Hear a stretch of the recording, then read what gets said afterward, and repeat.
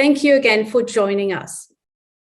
I am also very grateful to have a beautiful speaker with us today, Associate Professor Fiona Robinson, who has accepted our invitation to present this webinar, Community Care Living with COVID-19. This is an incredibly important topic as the state has reached high levels of vaccination against the virus and is planning to fully reopen in the next couple of weeks. And we need to learn how to live with the virus. It will be important for the sector to understand how COVID-19 positive patients will be treated, where and by whom.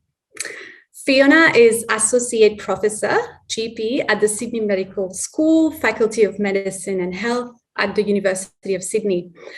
Fiona is currently working in the virtual hospital, looking after COVID-positive patients, and I feel very lucky that Fiona was able to find some time in her busy schedule today to present this session to our providers. Fiona, thank you so much for joining us. Over to you. Thank you very much, Lorraine. I will just share my screen. Thank you for that very nice introduction. Excellent. Well, welcome to everybody here. And thank you for joining us. There are lots of things to discuss with COVID. I was thinking it almost needs to be renamed, that it could be COVID-22 soon, which is hard to imagine because COVID-19, we have been living with this uncertainty for a very long time, and I think everyone is weary. But it's important to keep on top of the changes. And as we all know, even in the last few days, there continues to be an evolving process. So I'm just going to go on to the next slide. And thank you to Danielle for the acknowledgement of country. I would also like to pay my respects to elders past, present and emerging. I'm sitting on beautiful Camaragal country as well, and extend a welcome to any Aboriginal and Torres Strait Islander people joining us today, as well as welcome everyone to this meeting. And thank your side for organising this forum to keep everybody as much in the loop as we possibly can about the changing landscape. So I'm just going to let you know a little bit about myself and the hats I wear that I suppose helps me really see this across the health spectrum. I'm going to take us on just a little bit of a COVID journey over the last nearly 2 years, what Northern Sydney's strategy has been and how it's probably going to shift a little bit in the next few months because of New South Wales Health wanting a more statewide approach. I'm going to spend a bit of time talking about the virtual hospital we have in Northern Sydney because it really has been a fantastic model of care for patients. But now as we transition to more of those patients being in the community and less concern at this stage about hospitalisation, how have we cared for them and how are we going to care for them in the months? And I actually think years ahead. I think COVID is here to stay, but with so many infections now, things slightly change and we have to pivot and be flexible enough to manage those changes. And then we'll have time for questions at the end. So just to let you know, I am a GP and have actually been a GP in Northern Sydney for most of my career. So have a deep understanding of how medicine works in Northern Sydney, but I'm constantly amazed by the amount of services that are out there for patients to access and the increase in the specialisation of those that really allow a lot of people to maintain independence and stay in their own homes rather than have to live the last part of their lives elsewhere. As Lorraine said, I'm head of the Specialty of General Practice at the University of Sydney, and so teach lots of medical students about the health system and the general practice in particular. I do a lot of work at North Shore, where I'm part of several groups that are quite varied, actually, looking at frailty, because that is a particular interest of mine. But the other end of the spectrum as well, I have done a lot of antenatal care for many decades. So it's quite nice to have that breadth of clinical exposure. Something I do with the Primary Health Network that's a collaboration with the local health district is something called Health Pathways. And I'll talk about this a little bit later, when we come to talk about what resources are available to you in the community if you ever needed to look at other ways of finding services. I know we have lots of partnerships with the PHN and your side, but I think Health Pathways is another way of having clinical information side by side with service referral information. So I would certainly recommend that. And for the past 18 months, I have been working actually in the virtual hospital, and we'll talk about what that actually means and what it looks like, even though it's virtual, a little bit later. And the last 6 months at the weekends, because I have, as you can imagine, now no life whatsoever, I work in the vaccination hubs and have literally been at work on the day that New South Wales hit 70%. And 80% fully vaccinated, and there was certain cause for celebration. We have done really well with our vaccinations in New South Wales, and I think that's what's setting us really one step ahead of what's evolving. Okay, so just to talk through a little bit about COVID and the context within Australia. Most of us hadn't heard of it till February of last year, and even that is quite an astonishing concept because it has occupied so much of our minds since then. And there have been 3 particular phases in Australia. The first one starting in March, and sadly, as most of us will remember, that was the Ruby Princess and other cruise ship sort of fiasco that really kicked off our community transmission. And that sort of alpha strain, which was very nasty and actually hit the older population, was running rampant between March and June of last year. And it was then when numbers started to settle down and things reopened again after the first lockdown, that surprisingly we were hit with another influx towards the end of last year, which was surprising because we know that COVID infections tend to get worse over the winter months. So this was quite surprising that in November up pops COVID again, but this was actually quite contained within the Northern Beaches. So within our LHD, the rest of Sydney managed to go about their business and get their turkeys for Christmas and see family, whereas there was very much a divide and a separation and isolation of the Northern Beaches throughout that time. And again, that tended to target a different population, which is this whole interesting demographic shift that this virus has plagued as we've continued to roll through this infection. So things in early 2021 looked pretty good. And we were getting back to normal and things were opening again and people were getting married and we were allowed to go to the pub and all those things which Australians held so very dear.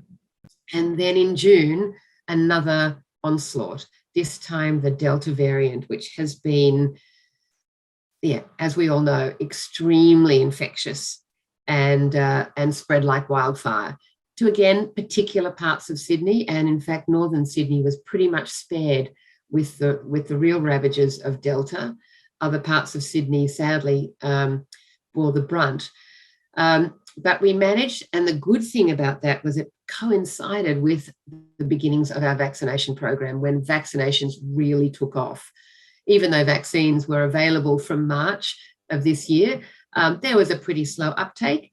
But from June, when the numbers started to really go up, I think it's funny how we often do need an incentive or a reason to really come out of our comfy lives and actually think about what's going on a broader scale. And so we were doing very well. Our numbers were dropping, everything was opening up.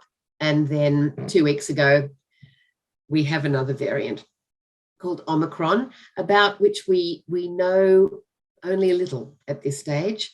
And I think a lot more will be known probably even in the next 2 weeks. So I think we'll just leave Omicron sitting there just for a little bit. I'll talk about it again at the end with what I've been able to try and find out in the last few days about the impact it may have. But I suppose looking at the summary of all of that and the different demographics of people that have been affected at different times by the different variants, it's interesting that we've actually needed to shift our service provision as well, because different people have needed different things at those times. And I think it is a real testament to our services in New South Wales, but particularly in Northern Sydney, that we have been able to adjust and people have managed to stay in their home. We've had relatively few hospitalizations and really have managed this in quite an extraordinary way. So I thought I'd just keep us all abreast of some statistics, and these are, I updated this morning. So they were in the announcements early on today. But as of today, we had 179 new infections in the last 24 hours.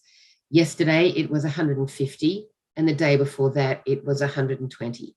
So we're starting to see increasing numbers. At this stage, it's still Delta. There is no community transmission of Omicron that we know of so far. These are Delta variants. And what we're seeing now, which is not that surprising, is a lot of children are being affected because they're the ones who have been unable to be vaccinated. And they are giving it to their vaccinated parents who are still positive but have relatively little illness with this infection. So over the last 24 hours, we got 27 new cases in Northern Sydney. And over the course of those previous 24 hours, 47,000 tests were done. And if we think back to June and July, we were doing 150,000 tests a day in New South Wales to pick up those increasing numbers. So we really have the capacity to really upscale our efforts when the need arises. And I think we have a very good workforce in that way. People are willing to step up. People are willing to do more, do what they're asked to do. And it really has been the cornerstone of managing this pandemic. So as of today, in New South Wales, we have just over 2,500 active cases.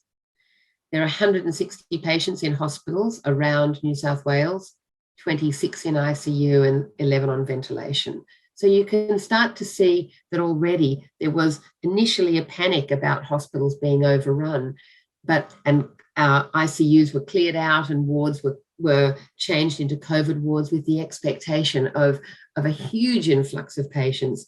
But we really have been able to curtail that very successfully over the last couple of months. So if we look back in total over the course of the pandemic, New South Wales has had just over 81,000 positive cases and only 625 deaths. And I say only, that's still 625 families affected by loss and grief and trauma over this. But if we look worldwide, and two of my children actually live in New York, and even now, their deaths every day, their cases numbers every day are still in the tens of thousands, and their deaths are still very high.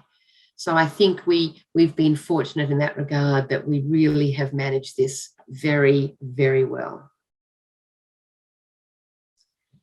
So when the Ruby Princess and we realised that COVID-19 had arrived in Australia, that Northern Sydney responded very promptly to work out how to best care for these people in their community settings.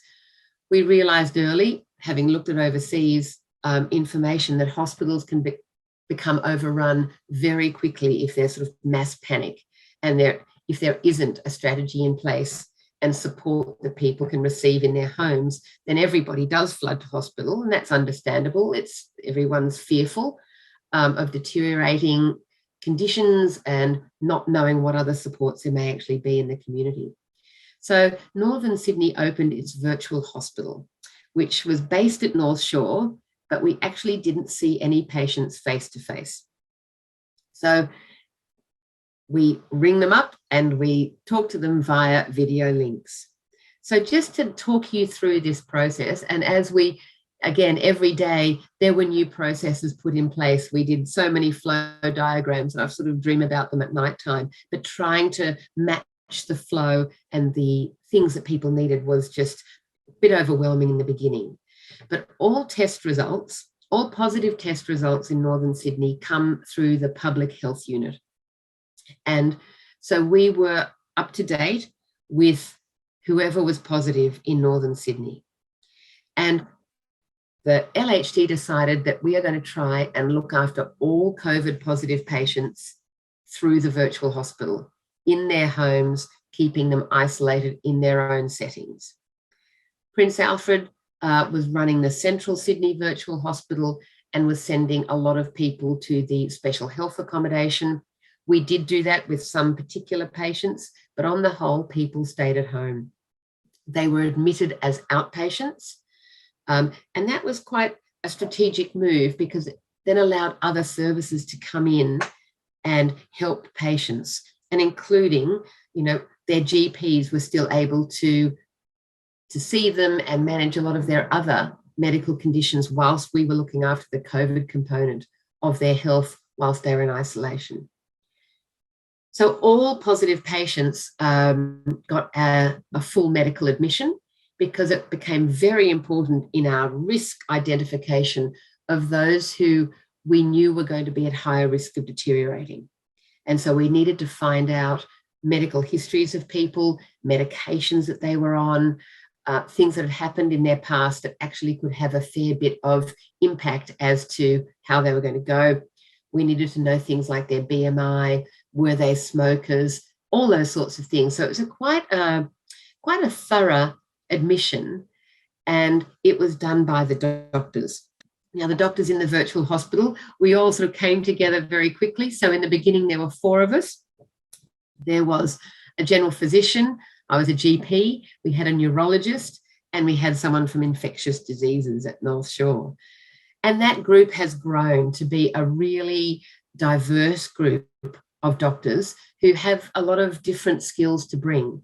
So we have a pediatrician, and we have people who gastroenterologists, and lots of different symptoms that COVID has produced. We've actually been able to have a team of people to have that high level expertise to look after them.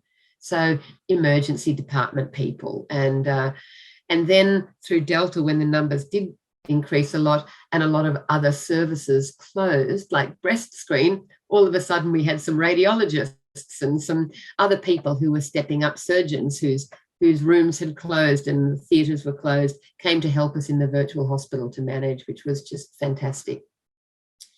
We have a group of magnificent nurses, probably 15 to 20 are on the roster at any one time, making a lot of calls and really following up on a lot of patients' concerns. And they, again, have come from a vast array of other work. So a lot of the early childhood centres closed during the lockdown. And so these nurses would come across and help, particularly with our paediatric patients. We had nurses from a whole range of skills, and it really has helped the virtual hospital be able to respond to people's needs very well. What we realised, and probably only really when the Northern Beaches outbreak was on and people were isolated, and they were isolated at a tough time, like to be told 2 days before Christmas that in fact, you're not going to see your family for the next 2 weeks. And there was a lot of concern about that. We realised that social work involvement was going to be very important. And so we've got a lovely team of social workers that help with, well, as you can imagine, a vast array of things. And then there's the admin support, which really would grind to a halt if we didn't have admin support. So that's the core staffing of the virtual hospital, because we look after these patients throughout the entirety of their isolation. So even if they become asymptomatic within a few days, their isolation period is still under the Public Health Act. And so someone needs to be checking on them the whole time. And that's us in the virtual hospital. So the youngest patient we've had is 17 days old, which breaks my heart, but he did really, really well. His mother was also COVID positive, and so she passed it on to him. but she kept breastfeeding, and there was no point isolating either of them from each other. That would have been cruel. And he certainly did very well. Up to a woman of 98, our oldest patient so far. As you can imagine, she was very frail and had a raft of other illnesses, and actually was known to palliative care already. But the lovely thing for this family was she did die of COVID, but she died at home with all her family around her, and palliative care was very involved in that. And despite her being COVID positive, it was really considered by the family to be as good a death as possible. And she actually came from a very large Polynesian family, and there was singing, and there was just lots of beautiful things celebrating her life. So it wasn't one of those very sad, some scary deaths that we've seen with people being, having to hold an iPad in ICU and say goodbye to their family that way, which continues to break my heart whenever I see it. The other good thing about the virtual hospital is that we truly didn't want to be all things to all people. And so being a GP myself, I know a lot about my patients, and I know a lot about their other comorbidities. And so we were very happy for GPs to use their telehealth services and look after the patient with all their other issues. So I found it remarkable how many people didn't have 2 weeks supply of their medications. And so we'd be speaking to them on the phone, and they'd be saying, well, look, I've only got 2 days left of this laundry list of medications. We're going, well, we need to get that to you pronto. So if their GP was unavailable, we did write scripts for them and send them to pharmacies that we knew would home deliver. And so we started to really amass this fantastic network of people who were prepared to support people whilst they're in isolation. So the virtual hospital is a 7-day-a-week service, which it needs to be, 8 till 8. And then we have some medical on call overnight, but we also really recommend that patients are calling Health Direct overnight, or if their symptoms are deteriorating, they are going to hospital. I should also explain as we go through these images on the right-hand side are all different images of COVID-19. So as people have done more research and found more areas of interest, they've been able to come up with these absolutely astonishing images. So that's what's going on over on the right, if your interest is waning. The other thing that has become even more important with, as I was saying, the shift in demographics with each of these waves, in the Delta wave that hit us in the middle of the year, a particular area in northern Sydney that was severely affected was the Manly area. And there were quite a few halfway houses or homeless shelters. There were quite a lot of people in the drug and alcohol space. And unfortunately, COVID hit a few methadone clinic patients. And so we now have them isolated. So again, we had to quickly think about how we were going to support these people who have very high needs while they basically were living by themselves for 2 weeks. So that's when social work really did come into its own. Lots of food hampers, and the food bank was contacted a lot. We had lots of consultations with mental health and the drug and alcohol team. Pharmacy, of course, had to be involved for a lot of the medications that these patients needed. So we started to get a larger and larger consultation service. So pharmacies that we knew in each suburb who were happy to go and drop medications of patients they didn't know, but at their front door or in their letterbox. Palliative care, I've talked about. We had a few patients who were already known to the service, and then a few patients who we could see from the outset were going to do quite poorly with COVID because of their comorbidities, and so got palliative care involved early to help support that family.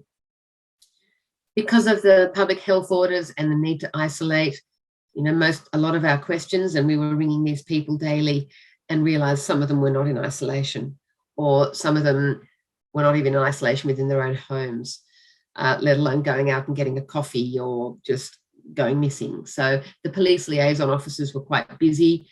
They were doing support checks anyway on a lot of people, but we needed their help with some who really found that a huge challenge to stay indoors. And similarly for some Aboriginal health workers who would just have been fantastic connecting with our Aboriginal patients who have been COVID positive and what that means in their family structure and how we can support them to just be safe and get over this illness as quickly as possible. So look, evidence has really been growing as to who is at risk of a poorer outcome with COVID.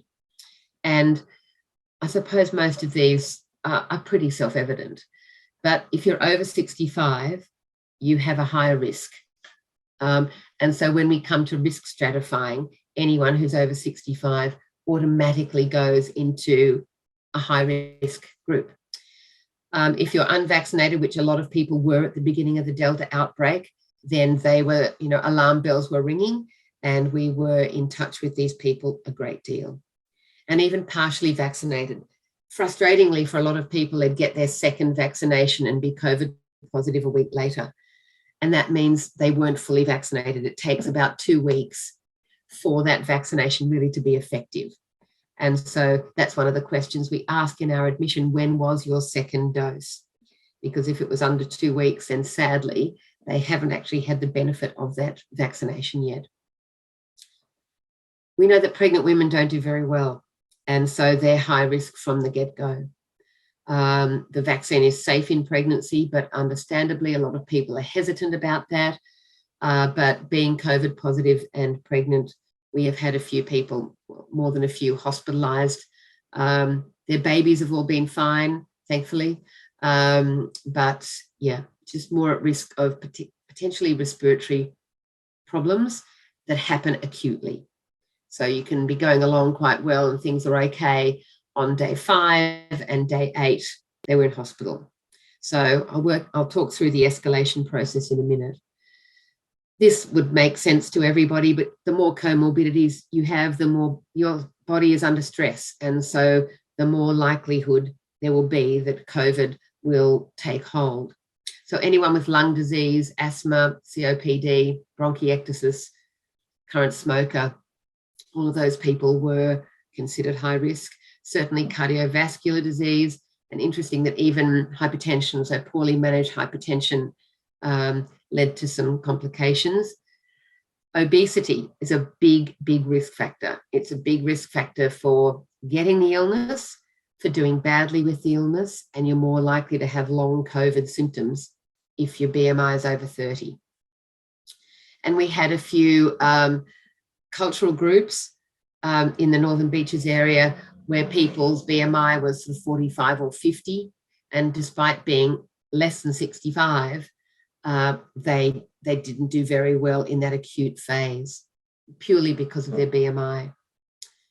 Diabetes, renal failure, and of course, immunocompromised. You need a good immune system to fight this off. And so if that is subdued for any reason, like post-cancer treatment or autoimmune illness or a whole raft of things, then that's a bit of a problem. And those patients also tend to stay longer in isolation because they're more vulnerable. We now ask a lot of questions about a person's mental health history because we've seen the effect of isolation on people who are already vulnerable. And so we ask a lot about that at our initial assessment. And in Northern Sydney, we actually have social factors as a big part of our flowchart. And then concerns about personal safety, their own safety. We know that domestic and family violence has increased exponentially during lockdown. So if there were any concerns about that, we would, if the patient consented, house them in a special health accommodation, normally one of the hotels around Northern Sydney. But also, are they able to isolate? 5 people sharing one bathroom and one is COVID positive, it's going to be very hard for the other 4 not to become positive. So what sort of living arrangements and, we had some families that had 13 in the house. And so, of course, it goes through like wildfire, and trying to keep people separated. It's not often part of their culture. And so we needed to ask a lot of questions around that to really understand the situation and see how we could help. So how do we care for patients now? Everyone gets this medical admission I was talking about, and they get assigned a risk of severity. If they're high risk, they get daily medical calls, okay? And often we video them, because I want to see how a person's breathing. I want to actually see how they're answering in a full sentence or not. Are they coughing all the time? And if so, what does that look like? So we're using video more and more. A moderate risk patient gets a daily nursing call, okay? And so the majority fall into that category. But now, as our vaccination rates are so fantastic, low-risk patients are actually taking over from the moderate, and they get second daily nursing calls. So at each of these calls, for each of those groups, we all check the symptoms. We all work from the same sort of pro formas. We discuss their comorbidities. So if they're a diabetic, are their sugars okay? Are they monitoring them? And what's that doing? If they've got some, say, some respiratory symptoms, we would send out an oximeter. Straight off the bat, we want to know what their oxygen saturations are doing, because that is a very clear indication of the worsening of their illness. So patients could escalate through from low risk. For some reason, some low risk patients did deteriorate, and they would move through moderate to high risk. And similarly, some high risk patients by day 10 were doing wonderfully well. They've got to be in isolation for 4 days, but they're actually getting a bit sick of us ringing every day going, I don't have any symptoms. Why do you keep ringing me? Do you want me to have some? But no. It's just because of these reasons, we're just concerned that things could change for you. But we could de-escalate people, and that was always very exciting. There were a couple of times when our home swab teams actually did go into people's homes, and that was to test other family members, because of course they're close contacts. So until the drive-through testing clinics opened up, and when more people were vaccinated, so that the spread was a bit less worrying, we would actually go in and swab other members of the family, but of course in full PPE and being very careful with every step of the way. So the virtual hospital is also in charge with discharging patients from the virtual space and de-isolating them. And when they get de-isolated now, which is, defumigated or something, they get de-isolated, and they get lots of texts from New South Wales Health, basically with all the legal requirements, saying that they have fulfilled their requirements, they are considered clear from the public health order, that if they're not vaccinated, they need to get vaccinated within 6 weeks, and they don't need to be retested unless they get new symptoms. And that was just to clarify why that was the case, that was a huge area of confusion for a long time. But what we have realized is that the body continues to shed this virus, but it's dead. So remnants of the virus can stay in our respiratory systems for potentially months. And we didn't know that at the beginning of this. So we were trying to test people at the end of their isolation and expect a negative test, until we realized that, in fact, the test picks up both live and dead virus. So if you have maintained your isolation for 14 days, you are considered non-infectious. And we could test you, and there were some cases, because if you work in a high-risk setting like a hospital, you needed 2 negative tests in order to get back to work. There was one story of a poor emergency physician who was actually off for 3 months because he was shedding virus, and we kept saying, oh, he's still positive. This poor man's having tests every 72 hours that went on for months and months and months. And then all of a sudden, this realization occurred that, in fact, the test, it would be much better if it was even more specific and could pick up only live virus. So that's why we say don't get tested at the end of your isolation, because you almost certainly you'll be positive, and then it'll be confusing as to what is exactly going on. So how have we managed to get out of this so well? And I'm still fascinated, and I'm keen to sort of try and look into the fact that Victoria still has 1,000 patients a day coming up with a positive, at least, and we've got 100 to 200. Our states are very similar. We are doing better in the vaccination rates, but only marginally now. Victoria has really picked up. So it's just an interesting phenomenon as to why the virus still seems to be more active in Victoria than it is in New South Wales, because our testing rates are the same. So look, this is how well we've done. For those over 16, we've got a 92% fully vaccinated status, and that's really up there in the world with the number of patients who could be vaccinated actually coming forward. So it's been spectacular. And of the 12 to 15-year-olds, it was interesting working in the vaccination hub during this time. They really wanted their lives back. They were sick of being isolated, sick not seeing their friends. There's only so much FaceTime, which was hard to imagine, that there was a finite amount of FaceTime because everyone seemed to be on it all the time. But the 12 to 15-year-olds were very active and ready to go. They wanted to get back to school. They wanted to see their friends in person and get their lives back. And so that number, I'm sure, will continue to rise, but it's still very good, as we really have only been vaccinating them for about 2 months. So vaccines administered in total in New South Wales, over 12 million. And I think that's just an astonishing statistic. But as you can see, the GPs and pharmacists and Aboriginal health workers and some remote outreach have been doing double New South Wales Health vaccination clinics. And so, I mean, we hear a lot about all the state-run clinics, but look at all those other people so actively involved in making us safer. So very grateful to everybody who's been involved in that process, because it really has enabled us to see a way forward for this. So that's been fantastic. What does the future look like? And I just will spend a little bit of time just talking about the changes that are going to be happening, because care is going to be moving even more to a community setting. So the plan is now, and there are lots of negotiations still going on between the federal government, New South Wales Health, Health Direct, and the PHNs as to how this is going to work. But initially, low-risk patients, so they're the ones who were getting second daily nursing calls, are actually going to be assigned to GPs.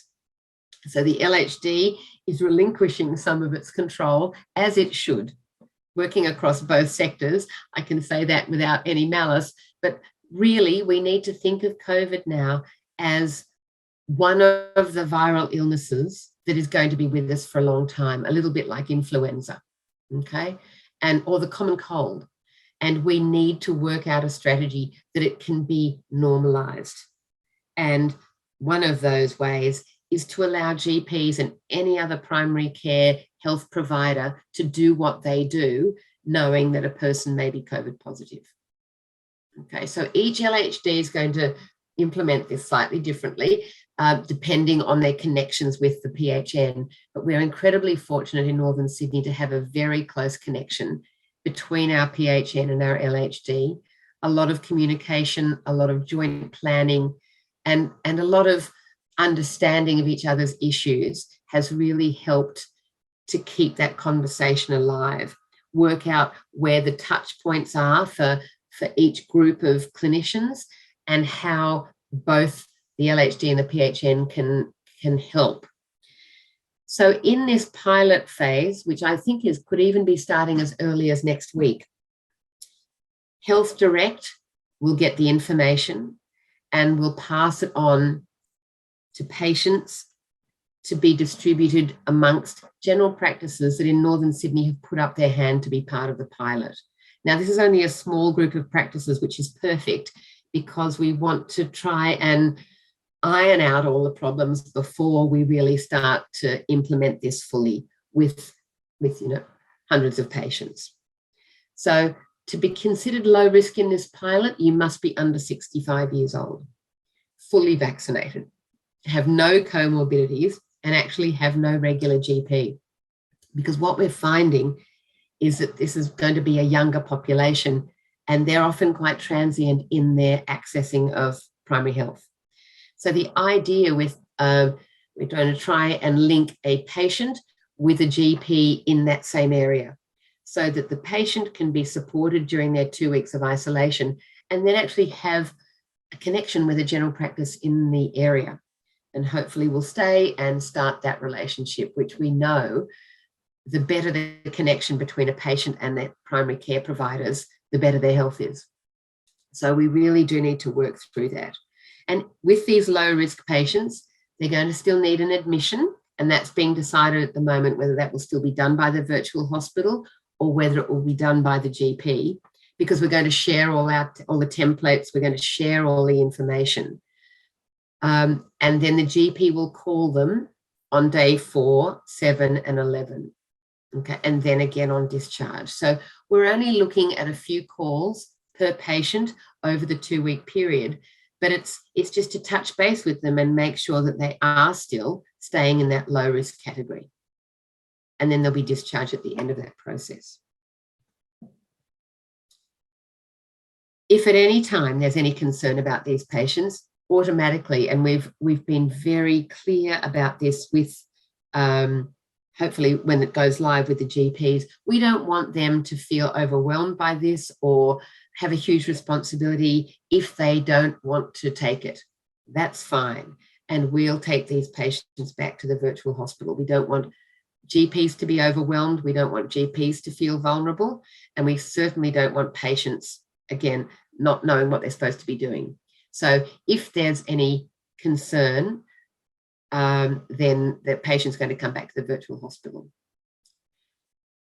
Moderate and high risk will stay with the virtual hospital. So if they have any risk factors, and I'll put up a flow chart in a minute, which is the only busy slide of this presentation, I hope, but it just shows who could be categorized as what. Now, I think from January, the expectation is that moderate risk patients will also move to GP care, and that patients will be cared for by their own GP if they have one. So that's going to be, again, part of this rolling pilot phase, that if we iron out issues now, when implementation occurs, it will hopefully be seamless, with most issues having been picked up in the next couple of months.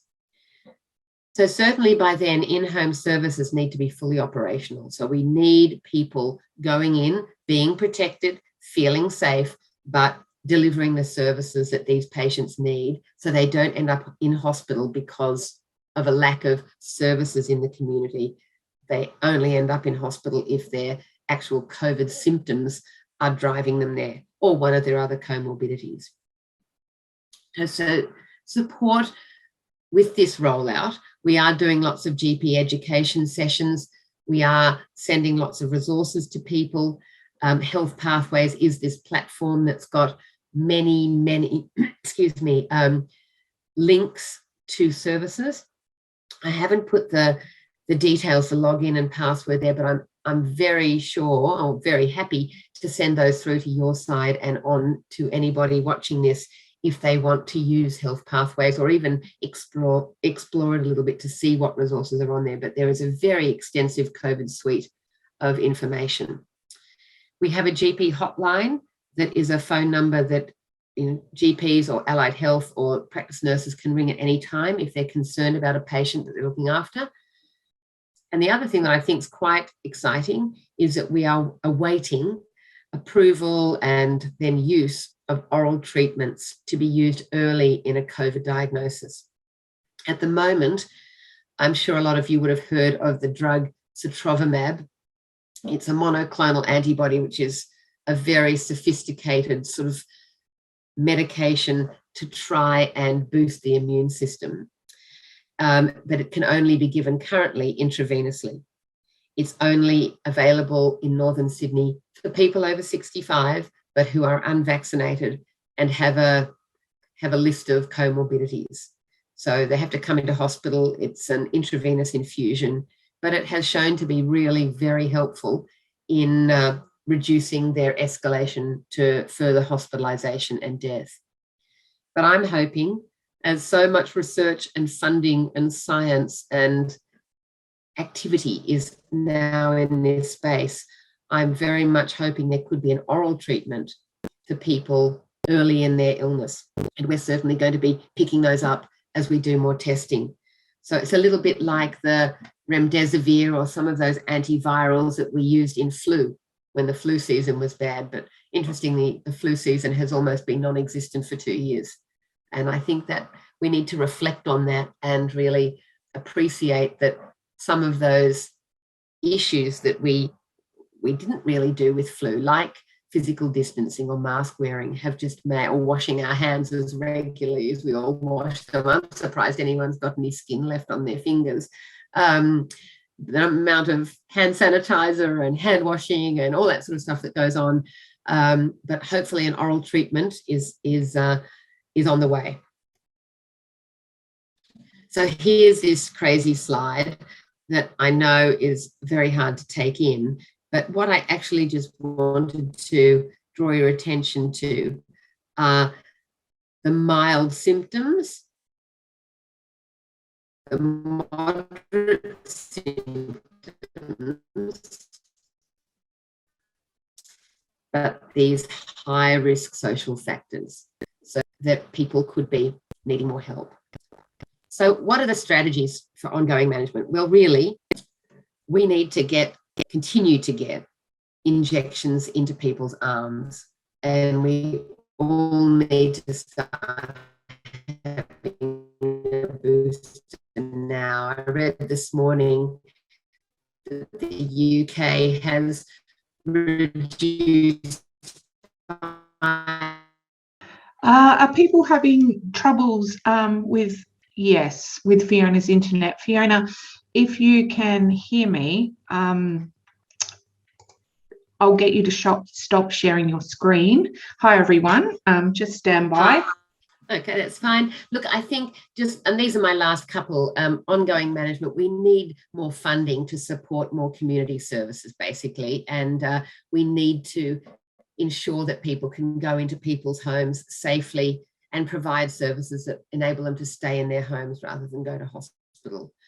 And we need to maintain this vigilance of all those things that seem so simple, but I think masks are going to be coming back, certainly if we're worried about Omicron, and all those other things there that are listed that people tend to rattle off, but actually forget to do some of them. So just so important: physical distancing, testing if symptomatic, and staying home if sick. I was just going to put up a photo, the newest photo I could find of Omicron, the new variant. And it's still a very early phase of this new infection. But I think the things that I have read, and it may change in the next 2 weeks, but things I have read is that it is still extremely infectious, but is not seeming to cause severe illness. That the vaccine actually has some protection. People who are double vaccinated are doing better with Omicron than unvaccinated. So that's still going to be our strategy. And if the boosters offer any protection, then we've got to get on and really get boosters going again, and not drop behind in that rate as well. So it's a bit of a watch this space, and I don't like leaving a presentation with, well, who knows what's going to happen. I think, though, we will get good information. There's a lot of investigation going on as we speak. I think things will become clearer even in the next fortnight or so.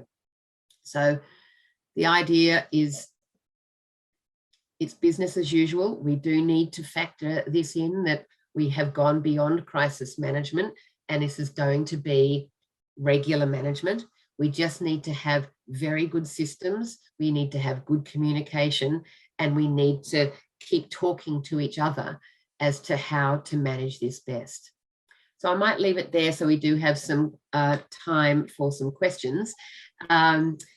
And yes, thank you very much. There was a nice slide at the end with staying safe and the new normal and healthy food and all those good things that we need to always remember. But thank you very much for listening today. I'll give you a clap, Dr. Fiona, because I think that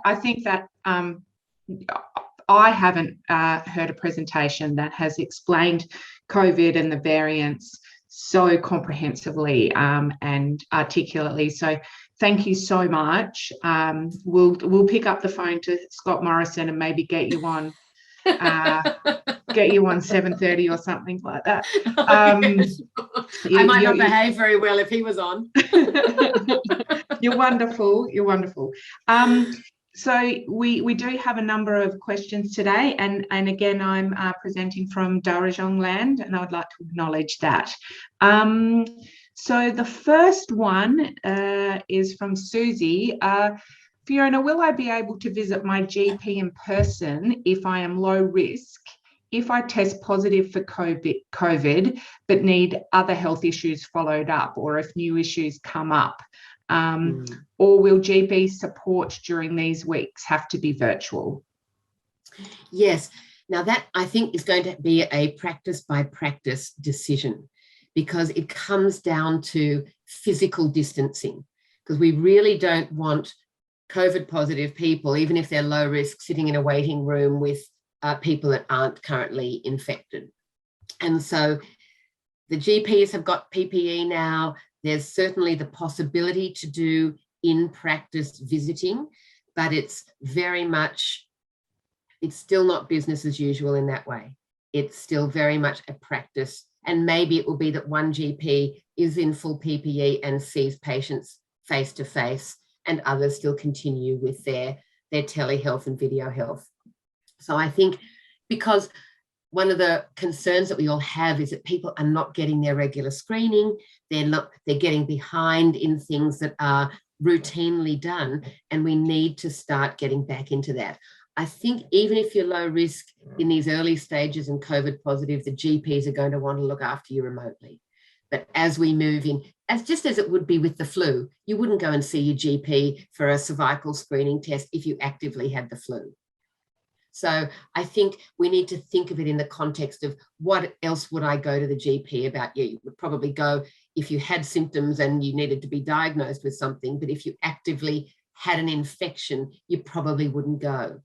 And so I think that's how we need to frame it. Some GPs are seeing people face to face, but they have a separate entrance, they have a separate exit, and so the practice layout is what's different. Excellent. Hopefully that answers your question, Susie. A question from Lauren. How can service providers work together with the virtual hospital?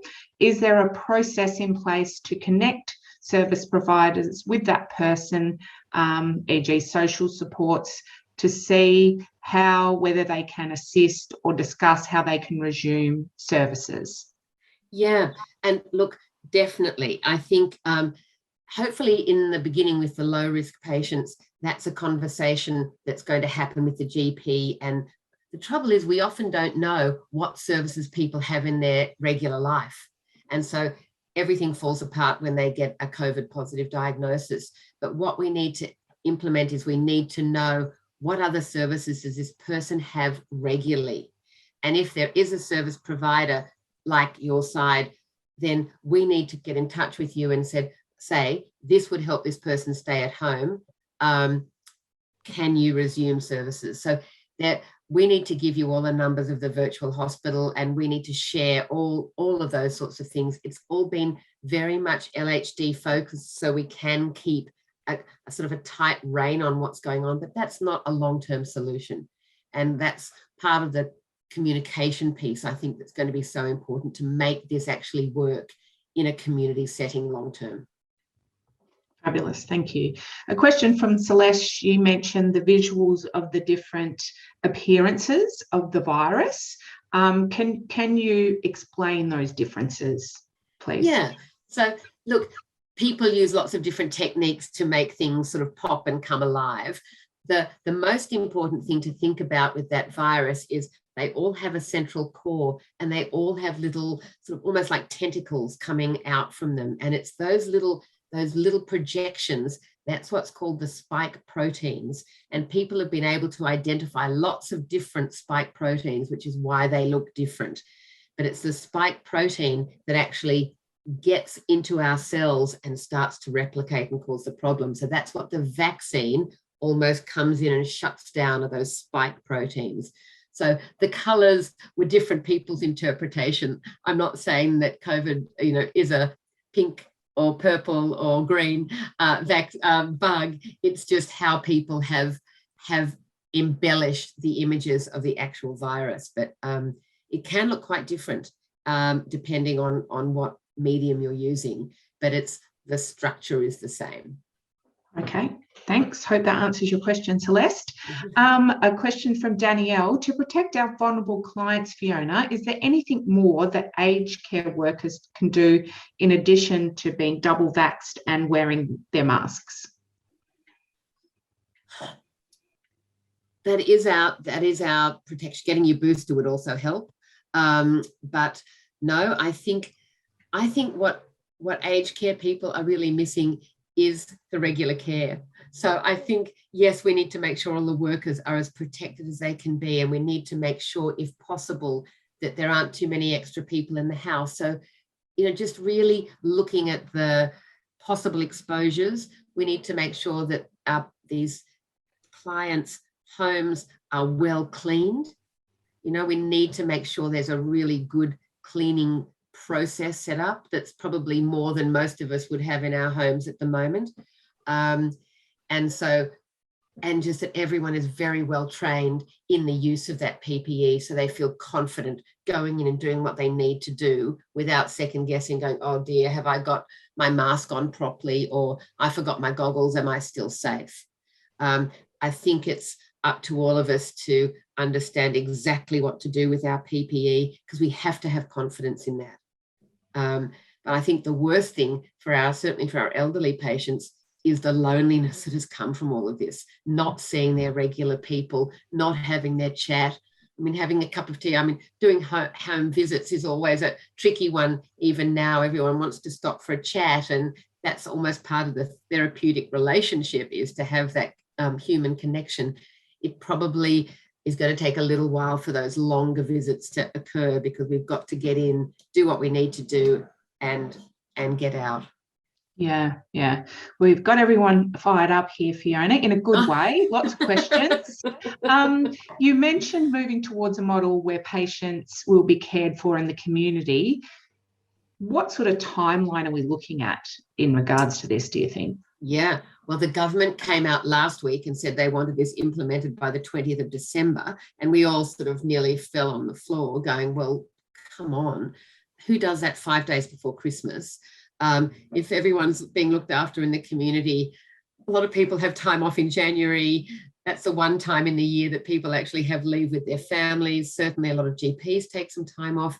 I'm thinking it won't be.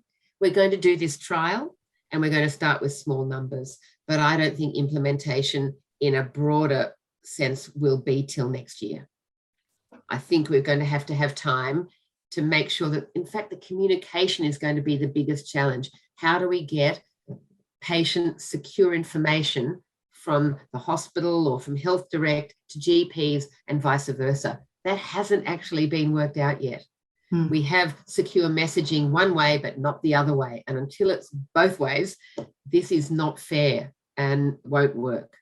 So that's a big piece being worked on at the moment. It's almost like we're ready for it, on the ground, but the systems are still finding a way to link up. Correct. That's exactly right.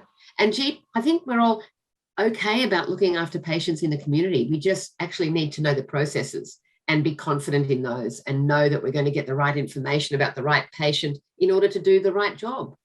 And that's urgent.